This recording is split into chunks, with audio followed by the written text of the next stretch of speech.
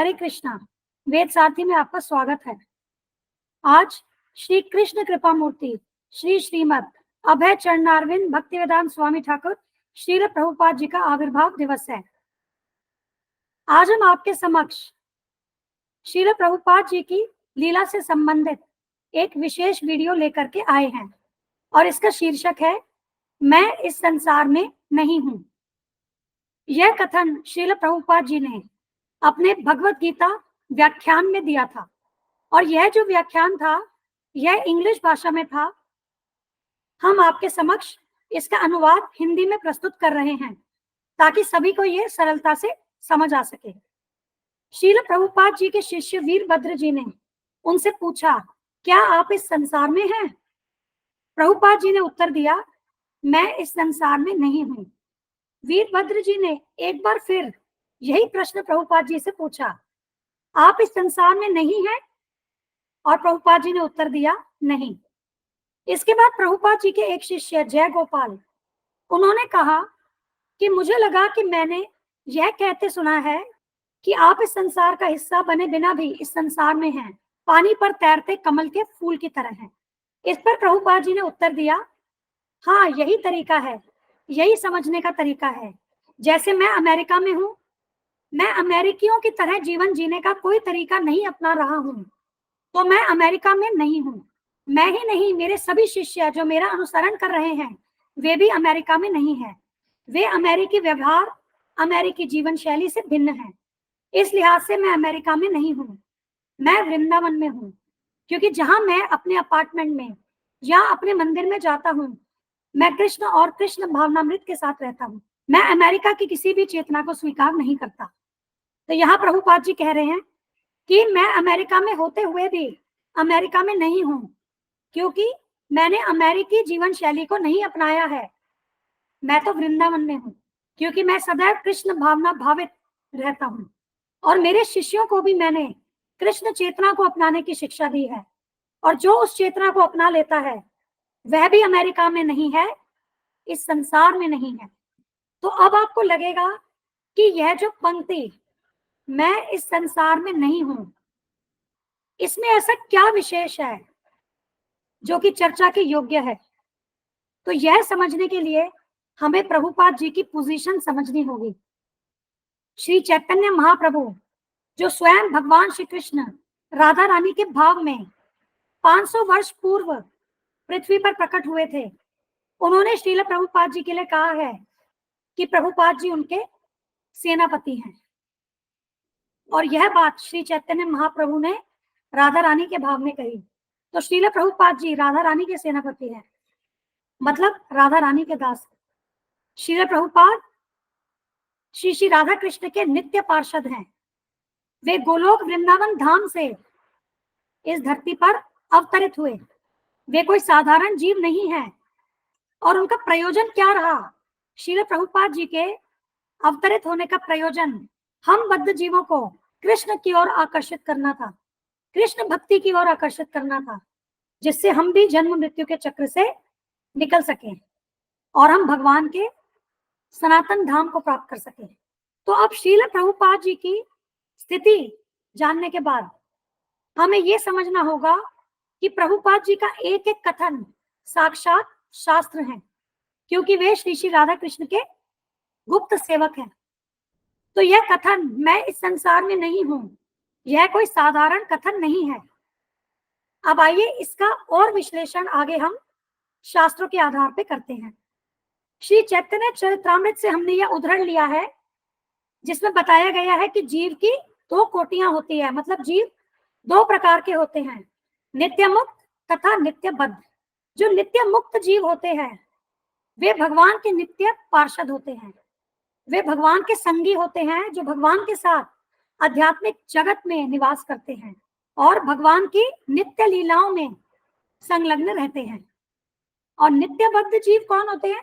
जो जीव भौतिक जगत में होते हैं, जो भौतिक प्रकृति माया देवी के प्रभाव में होते हैं, जो जन्म मृत्यु के चक्र में बंधे हैं और उनकी प्रवृत्ति इस भौतिक जगत को भोगने की होती है, जिसके कारण उन्हें भौतिक शरीर स्वीकार करना पड़ता है और उसके फलस्वरूप विभिन्न प्रकार के कष्टों को झेलना पड़ता है। तो नित्य बद्ध जो होते हैं वे सदैव माया द्वारा बद्ध रहते हैं, वे बंधे रहते हैं, परंतु नित्य मुक्त कभी भी माया के संपर्क में नहीं आते।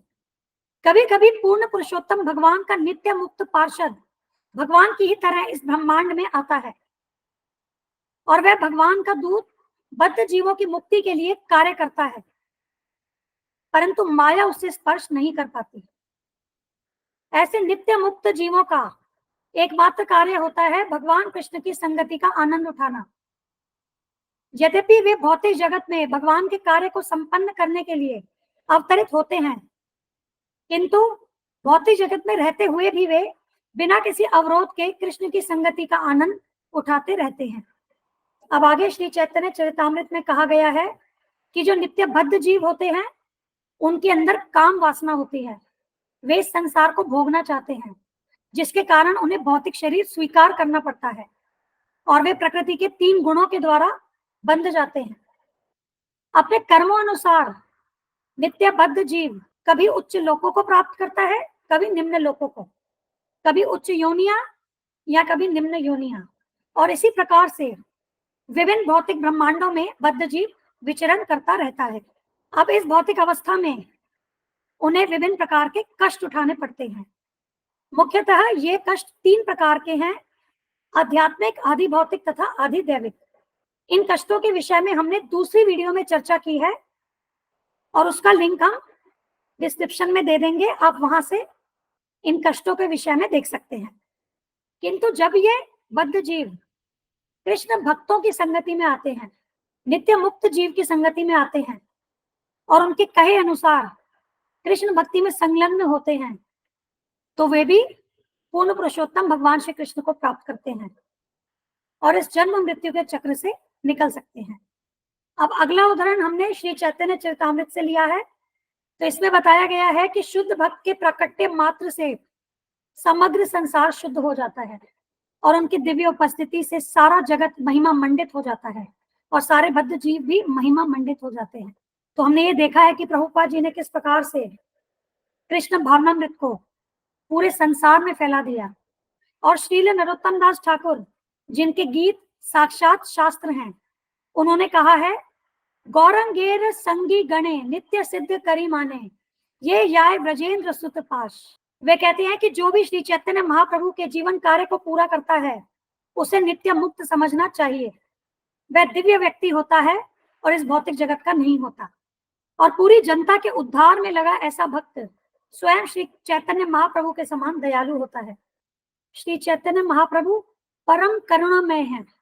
उन्होंने भगवत प्रेम बिना किसी भेदभाव के, बिना किसी शर्तों पे सर्वत्र वितरित किया, और वह शुद्ध भक्त जो चैतन्य महाप्रभु के उद्देश्य को पूरा करने में संलग्न है, वे श्री चैतन्य महाप्रभु का प्रतिनिधित्व करते हैं और उनका हृदय सदैव बद्ध जीवों के प्रति करुणा से ओतप्रोत रहता है। तो अब इस चर्चा का निष्कर्ष यह है कि यह कथन कि मैं इस संसार में नहीं हूं, इसका गहरा अर्थ यह है कि श्रील प्रभुपाद श्री श्री राधा कृष्ण के नित्य पार्षद हैं। वे इस भौतिक जगत के साधारण जीव नहीं हैं। वे इस भौतिक जगत में भगवान की आज्ञा अनुसार अवतरित हुए, किंतु इस भौतिक जगत में रहते हुए भी वे भौतिक माया से प्रभावित नहीं थे। वे हर क्षण श्री श्री राधा कृष्ण की संगति में थे और इस भौतिक जगत में रहते हुए भी वे वास्तव में इस जगत में नहीं थे, अपितु वे वृंदावन में थे। भगवान श्री कृष्ण के कार्यकलाप दिव्य हैं, उसी प्रकार से भगवान श्री कृष्ण के जो पार्षद हैं उनके कार्यकलाप भी दिव्य हैं। अब हम इस गूढ़ अर्थ को यदि भौतिक बुद्धि से समझने का प्रयास करेंगे तो हम उसे नहीं समझ सकते। हम एक बात जरूर समझ सकते हैं कि प्रभुपाद जी की अब जब हम यह पोजीशन जान गए हैं, वो राधा रानी के गुप्त सेवक हैं, तो हमें इस अवसर का जो कि हमें प्रभुपाद जी द्वारा प्रदान किया गया है, इसका हमें पूर्ण लाभ लेना चाहिए। हमें प्रभुपाद जी की शिक्षाओं को जानने का प्रयास करना चाहिए और उन्हें अपने जीवन में लगाना चाहिए, तभी हम नित्य बद्ध अवस्था से मुक्त हो पाएंगे और भगवान के धाम को प्राप्त कर सकेंगे। इसी से वास्तव में हमारे समस्त भौतिक दुखों का अंत होगा। आज श्रील प्रभुपाद जी के आविर्भाव के दिवस पर हम श्रील प्रभुपाद जी से प्रार्थना करते हैं कि वे हमें आशीर्वाद दें कि हमारा कृष्ण भक्ति के प्रति संकल्प मजबूत हो और हम प्रभुपाद जी की शिक्षाओं को समझ सके, उनका पूर्ण रूप से पालन कर सके और अपने इस मनुष्य जीवन को इसी जीवन में सफल कर सके। धन्यवाद। हम यह चैनल और इस पर दी गई समस्त वीडियोस श्री कृष्ण कृपा मूर्ति श्री श्रीमद अभय चरणारविंद भक्तिवेदांत स्वामी ठाकुर श्रील प्रभुपाद जी को समर्पित करते हैं। श्रील प्रभुपाद की जय। धन्यवाद। हरे कृष्णा।